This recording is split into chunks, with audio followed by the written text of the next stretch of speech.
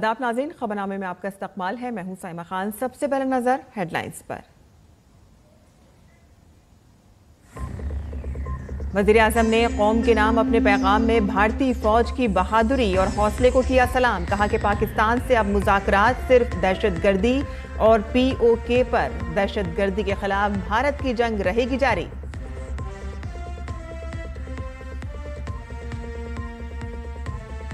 Operation सिंदूर फिलहाल मुलतवी। वज़ीर आज़म नरेंद्र मोदी का वाज़ेह बयान। भारत पर दहशतगर्द हमला हुआ तो देंगे मुंह तोड़ जवाब।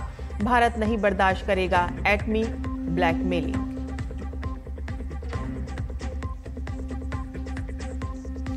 भारत पाकिस्तान DGMO सतह के मुज़ाकरात में अमन की बहाली पर इत्तेफाक। दोनों फरीक अगली चौकियों से फौजियों की तादाद कम करने के लिए फौरी इक़दामात पर करेंगे गौर। अमेरिका और चीन के दरमियान टैरिफ वॉर रोकने के बाइस आलमी स्टॉक मार्केट में इजाफा। ताहम गैर यकीनी की सूरत हाल बरकरार।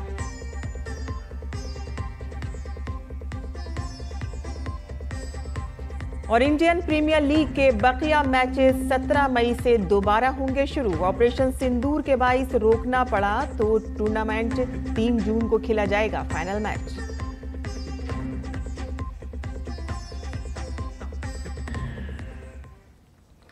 और अब खबरें तफसील से। ऑपरेशन सिंदूर की कामयाबी के बाद वज़ीर आज़म नरेंद्र मोदी ने कल रात कौम से खिताब किया। उन्होंने कहा कि भारतीय फौज ने दुनिया के सामने अपनी सलाहियत और तकनीकी बरतरी का सबूत दिया है। वज़ीर आज़म ने कहा कि यह जंग का दौर नहीं है और ना ही दहशतगर्दी का है। पाकिस्तान को अगर बचना है तो उसे अपने टेरर इंफ्रास्ट्रक्चर का सफाया करना ही होगा। इसके अलावा शांति का कोई रास्ता नहीं है। भारत का मत एकदम स्पष्ट है। टेरर और टॉप एक साथ नहीं हो सकते। टेरर और ट्रेड एक साथ नहीं चल सकते और पानी और खून भी एक साथ नहीं बह सकता। मैं आज विश्व समुदाय को भी कहूंगा, हमारी घोषित नीति रही है, अगर पाकिस्तान से बात होगी तो टेररिज्म पर ही होगी। अगर पाकिस्तान से बात होगी तो पाक ऑक्युपाइड कश्मीर POK उस पर ही होगी। वज़ीर आज़म ने कहा कि भारत किसी भी किस्म की जौहरी ब्लैकमेलिंग बर्दाश्त नहीं करेगा। ऑपरेशन सिंदूर ने आतंक के खिलाफ लड़ाई में एक नई लकीर खींच दी है। एक नया पैमाना, न्यू नॉर्मल तय कर दिया है। पहला, भारत पर आतंकी हमला हुआ तो मुंह तोड़ जवाब दिया जाएगा। हम अपने तरीके से अपनी शर्तों पर जवाब देकर रहेंगे। हर उस जगह जाकर कठोर कार्रवाई करेंगे जहां से आतंक की जड़ें निकलती हैं।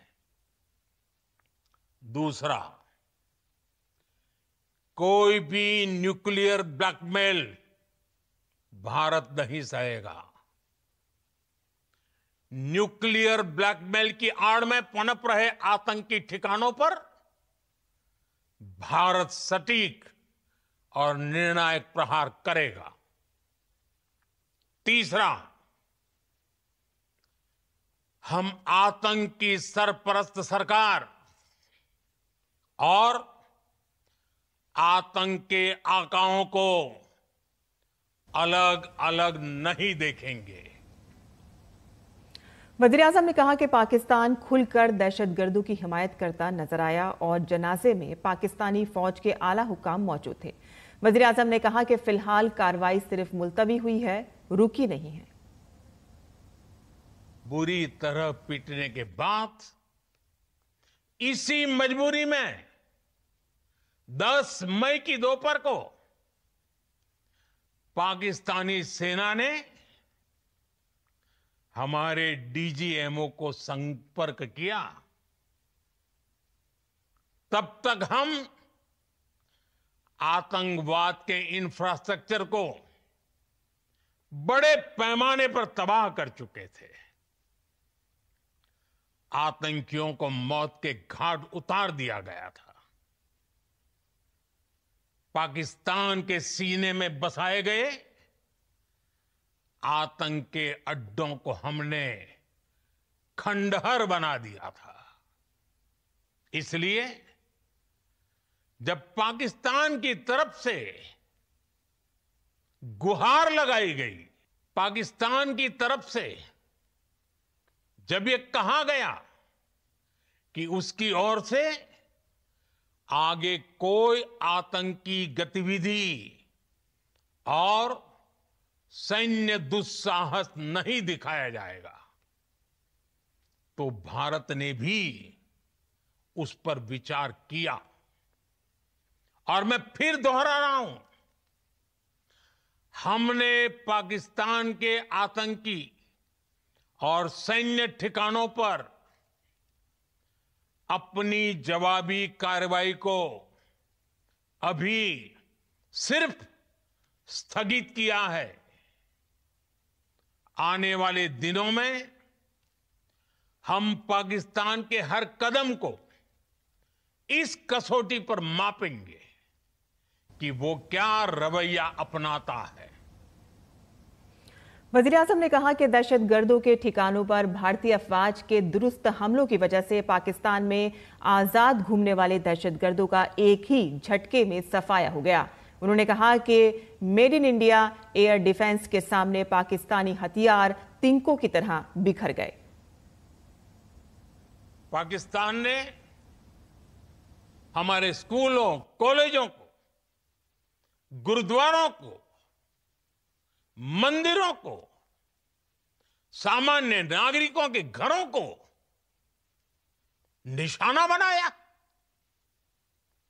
पाकिस्तान ने हमारे सैन्य ठिकानों को निशाना बनाया। लेकिन इसमें भी पाकिस्तान खुद बेनकाब हो गया। दुनिया ने देखा कि कैसे पाकिस्तान के ड्रोन्स, पाकिस्तान की मिसाइलें भारत के सामने तिनके की तरफ बिखर गई। भारत के सशक्त एयर डिफेंस सिस्टम ने उन्हें आसमान में ही नष्ट कर दिया। हमने रेगिस्तानों और पहाड़ों में अपनी क्षमता का शानदार प्रदर्शन किया और साथ ही न्यू एज वॉरफेयर में भी अपनी श्रेष्ठता सिद्ध की। इस ऑपरेशन के दौरान हमारे मेड इन इंडिया हथियारों की प्रामाणिकता सिद्ध हुई। आज दुनिया देख रही है 21वीं सदी के वॉरफेयर में made in India defence equipments, इसका समय आ चुका है। वज़ीर-ए-आज़म ने कहा कि ऑपरेशन सिंदूर इंसाफ का अटूट अहद है। ये मुल्क का जज्बा था जिसे भारतीय अफवाज ने पूरा किया।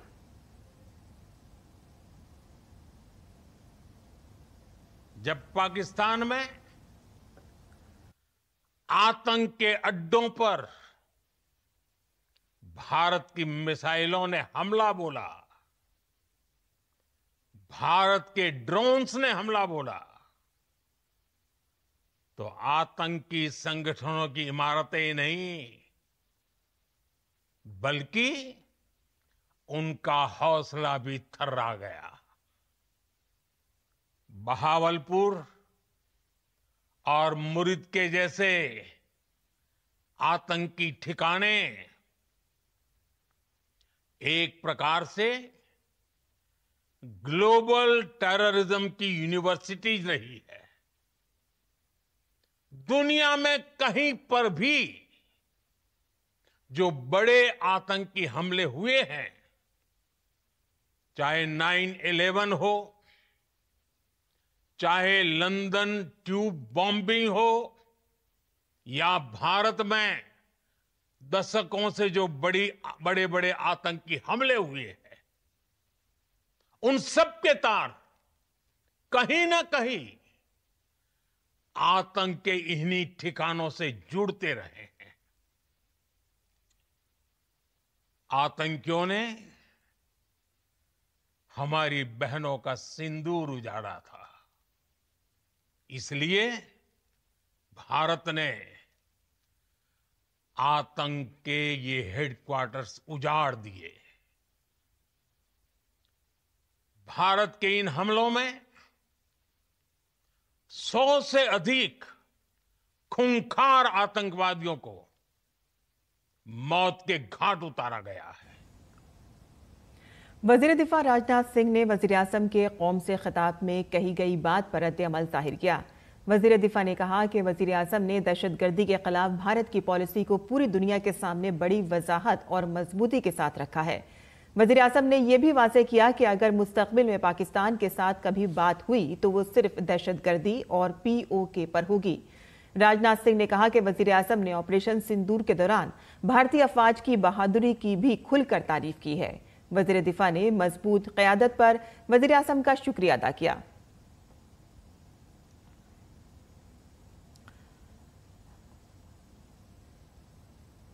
वहीं दूसरी जानिब वजीर दाखिला अमित शाह ने PM मोदी के कौम से खिताब पर रद्द-ए-अमल जाहिर करते हुए दहशतगर्दी के खिलाफ भारत की पॉलिसी को दोहराया। वजीर दाखिला ने सोशल मीडिया प्लेटफॉर्म X पर पोस्ट किया कि वजीर आजम नरेंद्र मोदी ने ऑपरेशन सिंदूर के जरिए भारत के दुश्मनों के लिए सुर्ख लकीर खींच दी है। मुसल्लह अफवाज ने पाकिस्तान के आंगन में तामीर हो रही दहशतगर्दी की इमारत को मिस्मार कर दिया है। मुसल्लह अफवाज ने अपनी ताकत से पाकिस्तान को हिलाकर रख दिया और दहशतगर्दी के खिलाफ जीरो टॉलरेंस की नई रिवायत कायम की। अमित शाह ने कहा कि PM मोदी ने हमारे अज़्म का इयादा किया कि अगर दुश्मन ने गलती से जुर्रत की तो भारत उसी वक्त जवाबी कार्रवाई करेगा। बीजेपी के कौमी सदर JP नड्डा ने X पर लिखा कि इज्जत माआब वजीर आजम नरेंद्र मोदी जी का कौम से खिताब पाकिस्तान और दहशतगर्दी के खिलाफ हिंदुस्तान के गैर मुतजलजल अज़्म की अक्कासी करता है। ऑपरेशन सिंदूर के तहत वजीर आजम ने अपनी फौज की बहादुरी का हौसला देते हुए एक बार फिर से पाकिस्तान को खबरदार किया है। वजीर आजम ने पाकिस्तान को सख्त अल्फाज में खबरदार किया कि दहशतगर्दी और बातचीत, दहशतगर्दी और तिजारत एक साथ नहीं चल सकती। अगर पाकिस्तान के साथ कोई बात होती है तो वो सिर्फ दहशतगर्दी और POK पर होगी। हिंदुस्तान ने पूरी दुनिया को बुद्धा का पैगाम दिया है, लेकिन अमन का रास्ता ताकत से जाता है। आज मोदी जी की क़यादत में हमारा मुल्क खुशहाल और ताकतवर बन रहा है और तेजी से तरक्की याफ्ता हिंदुस्तान के तौर पर उभर रहा है। हर हिंदुस्तानी की हिफाजत हमारी अव्वलीन तरजीह है। हमारी हुकूमत दहशतगर्दी के मुकम्मल खात्मे के लिए पुरअज़्म है। वहीं कल शाम 5 बजे भारत और पाकिस्तान के DGMO के दरमियान बाज़ाब्ता बातचीत हुई। बातचीत के दौरान दोनों ही फरीकों ने इस बात पर इत्तेफाक किया कि अब किसी भी तरफ से कोई जारहाना और मौदनाना कार्रवाई नहीं की जाएगी और इसके साथ साथ कोई भी फरीक एक दूसरे पर फायरिंग नहीं करेगा।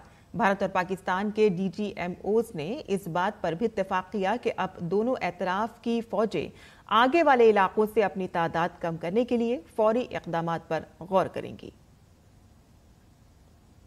और पाक भारत मुज़ाकरात के बाद सरहद से मुत्तसिल जम्मू कश्मीर में आज सुबह हालात मामूल पर होते नजर आ रहे हैं। राजौरी और जम्मू शहर में लोग मामूल की सरगर्मियों में मसरूफ दिखाई दे रहे हैं। सांबा में भी आज सुबह हालात मामूल पर नजर आ रहे हैं। कल रात से इलाके में फायरिंग की कोई खबर नहीं है।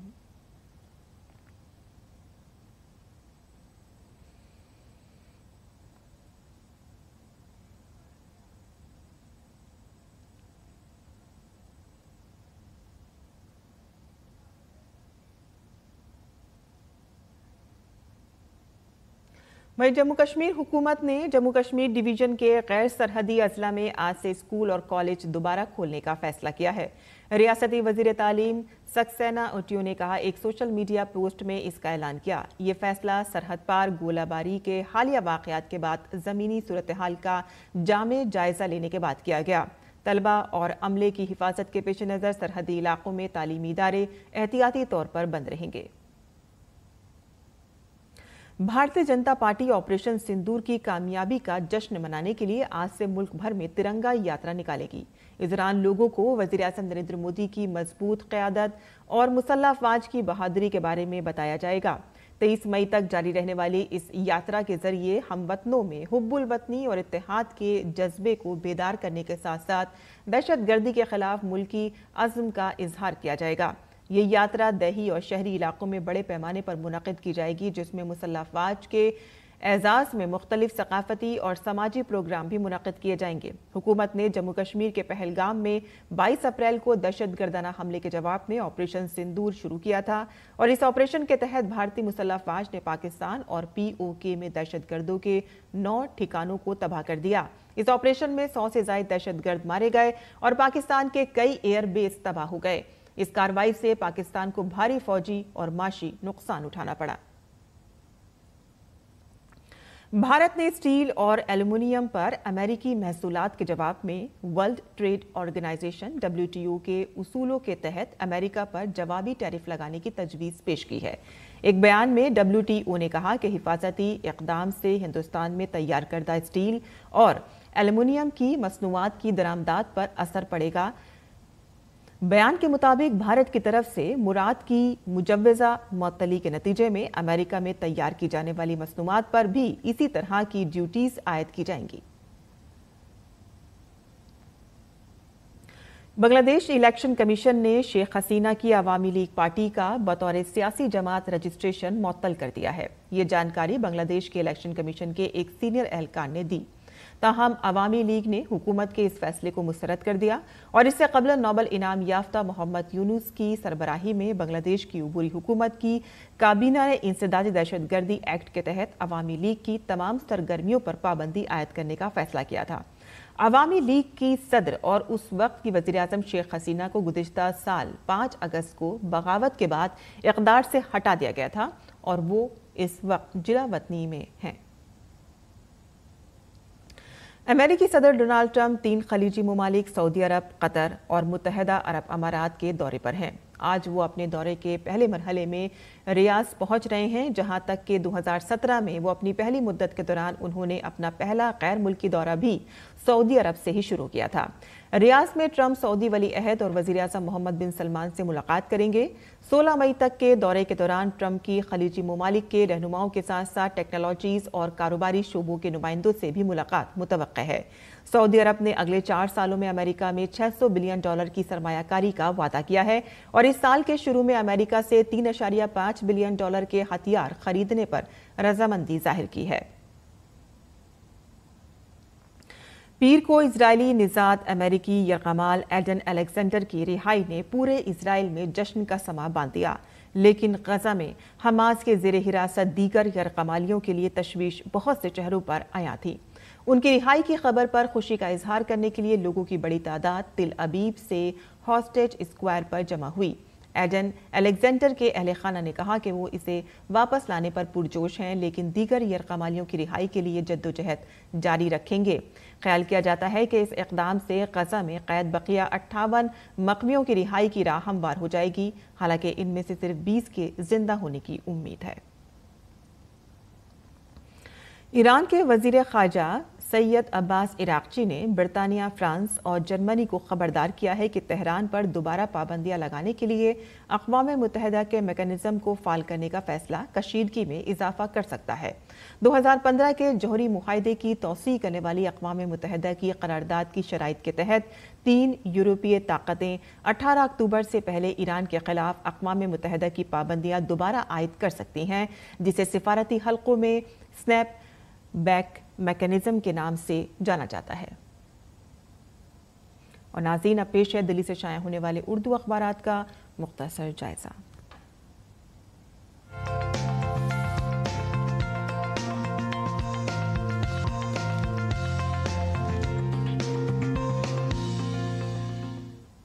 तो दिल्ली से शाये होने वाले तमाम उर्दू के अखबारात ने वज़ीर-ए-आज़म नरेंद्र मोदी के कल 8 बजे दिए गए बयान को ही सुर्खी बनाया है, जहां उन्होंने कहा कि मैदानी जंग में हमने पाकिस्तान को किस तरह से धूल चटाई है।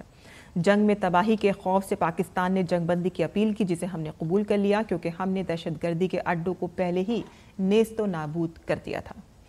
आगे जाते हैं, जहां बात करते हैं कि सरहद पर फौज में कमी को यकीनी बनाने के लिए इक़दामात पर गौर के लिए हिंद पाक के DGMO ने हॉटलाइन पर गुफ्तगू की। ये खबर है। आगे बढ़ते हैं। वहीं आपको बता दें कि अब कश्मीर में जो सूरत हाल है वो आहिस्ता आहिस्ता करके मामूल पर होती जा रही है। वज़ीर आला उमर अब्दुल्ला ने भी मुतासरा ख़ानदान के अहले खाना से मुलाकात की है। उधर से मनोज सिन्हा जो वहाँ के गवर्नर हैं, उन्होंने भी कई ख़ानदानों से मुलाकात की और लोग अपने घरों को वापस लौट सकते हैं। वज़ीर आला का ये ऐलान। आगे बढ़ते हैं और बैनुल-अक़वामी सफ़े से यहाँ पर एक ख़बर है। आपको बता दें कि कॉन्गो में सैलाब से तबाही आई है और ये तस्वीर में भी देखा जा सकता है कि किस तरह से सैलाब से लोग यहाँ पर बुरी हालत में हैं। यहाँ तक कि कश्तियों का सहारा लेकर इधर से उधर यहाँ उनको जाना पड़ रहा है और 100 से ज़ायद शहरी के हलाक होने की खबर यहाँ पर सामने आई है। आगे बढ़ते हैं। राजधानी दिल्ली से यहाँ पर खबर है कि ई-रिक्शा को लेकर यहाँ बहुत ज़्यादा तशवीश देखी जा सकती है। जिस तरह से जगह जगह पर ट्रैफिक जाम रहता है, उसकी वजह से अब ट्रांसपोर्ट डिपार्टमेंट सख्त हो गया है और इस तरह की कुछ खबरें आ रही हैं कि अब इन पर सख्त कार्रवाई की जाएगी और जो बिना रजिस्ट्रेशन वाले ई-रिक्शा हैं उनको यहाँ से हटाया जाएगा। 3 माह तक जारी इस कार्रवाई में बगैर रजिस्ट्रेशन के तबाह तकरीबन 15,000 रिक्शा को बुलडोज़र के जरिए मिसमार भी किया गया है। तो ये थी अखबारात की सुर्खियां जो हमने आपके लिए चुनी थी।